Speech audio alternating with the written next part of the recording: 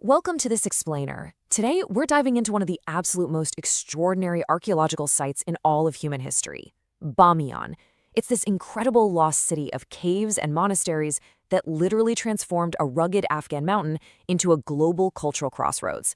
For centuries, these massive towering statues watched over the valley, standing as the ultimate symbols of faith, art, and really just pure human achievement. But the story of Bamiyan is also one of sudden, heartbreaking loss.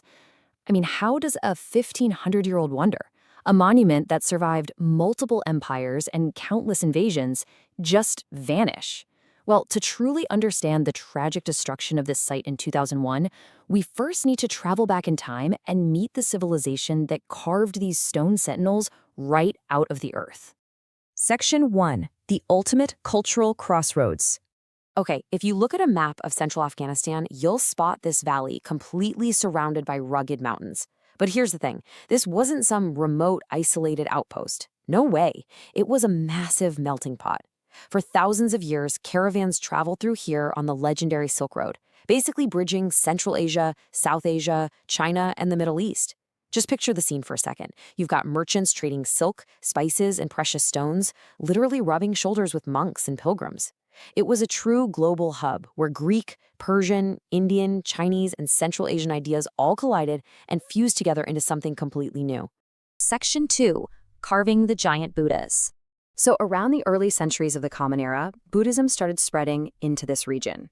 And this really peaceful valley, it became the perfect spot for religious life, which led to an absolutely astonishing feat of engineering. Get this, the larger of the two famous Buddha statues stood a staggering 55 meters tall. To put that into perspective, you're essentially looking up at a 15-story building. And they didn't just stack blocks to build it. This giant was carved directly into the sheer sandstone cliff face. And right beside it stood another colossal figure, measuring 38 meters tall. Together, these two held the record as some of the largest standing Buddha statues in the entire world, a record they held for almost 15 centuries. Just wrap your head around the sheer manpower, the logistical planning, and the intense dedication it took to pull off something of that scale back in the ancient world. Now, creating these giants wasn't just a matter of chipping away at rock. It was a really meticulous, multi-step process. First, ancient workers chiseled the basic massive forms right out of the mountain. Next, they applied this mixture of mud, straw, and plaster to sculpt the incredibly fine, intricate details of the robes and the faces. And finally, they painted them in these super vivid colors. Evidence actually suggests they even applied gilded elements, meaning these giant statues would literally reflect the sunlight, glowing like massive beacons across the entire valley, welcoming all those weary Silk Road travelers who'd been on the dusty road for weeks. Section 3. A city in the cliffs. You know, the statues were magnificent, sure, but the mountain itself was practically alive.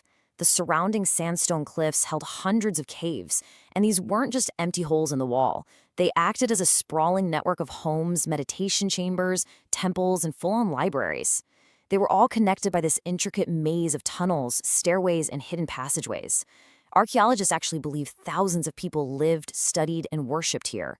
It was a bustling, sacred city built right inside the rock. And we actually have a voice from the past to back this up. Xuanzang, who was a really famous 7th century Chinese monk and Silk Road pilgrim, described Bamiyan as, quote, a prosperous kingdom filled with monasteries and magnificent statues.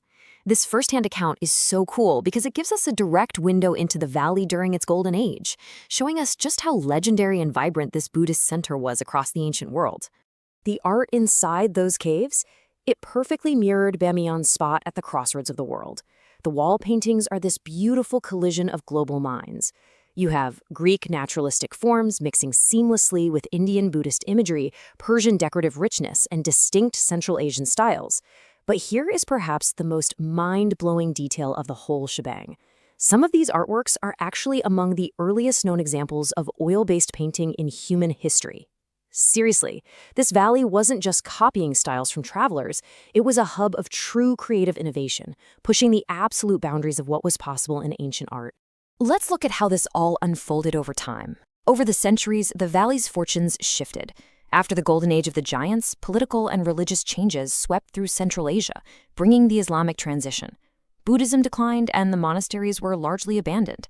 Yet, the giant Buddhas remained. They survived the Mongol empires, the Persian empires, and centuries of wars. Their endurance became legendary, literally standing watch over the valley as the centuries ticked by. Until a sudden modern event. Section 4. The Tragic 2001 Destruction. In March 2001, Bamiyan's history was fundamentally altered.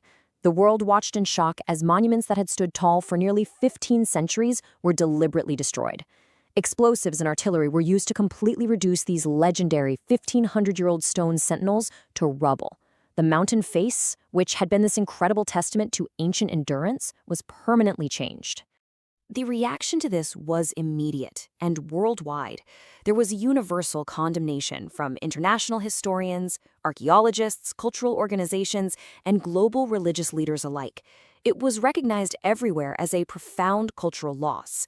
Today, those massive empty cliff niches remain as a stark physical reminder of the destruction of shared human heritage and a really haunting visual echo of what once stood there. Section 5. Preserving a Global Legacy. Yet, even in the face of such devastating destruction, the story of this iconic site absolutely continues. Following the events of 2001, international teams immediately jumped in to preserve what was left. They've been painstakingly collecting and documenting fragments of the statues and running conservation projects to stabilize the cliffs. And beautifully, they're using advanced technologies like 3D modeling and digital reconstruction to study the lost monuments without altering the site any further. Bamiyan is still drawing in scholars and researchers from around the world who are completely dedicated to its ongoing legacy. So, what should you take away from this explainer? Really, it's that humanity's greatest treasures belong not to one nation or one people, but to the entire world. The empty niches of Bamiyan are a powerful reminder of our shared global heritage. They represent some of the earliest instances of multicultural exchange, showing us exactly what is possible when humanity shares art, trade, and ideas across vast distances. The statues themselves might be gone, but the legacy survives. The caves remain, the paintings endure, and the valley is definitely still telling its story. Which leaves us with this final, lingering question. What secrets still lie hidden within the cliffs of Bamiyan? How many caves are yet to be discovered? What untold stories from the Silk Road are just waiting there in the dark? As ongoing archaeological research continues to dig deeper, the history of Bamiyan continues to echo across the centuries. Thanks so much for joining me on this explainer, and keep your curiosity alive.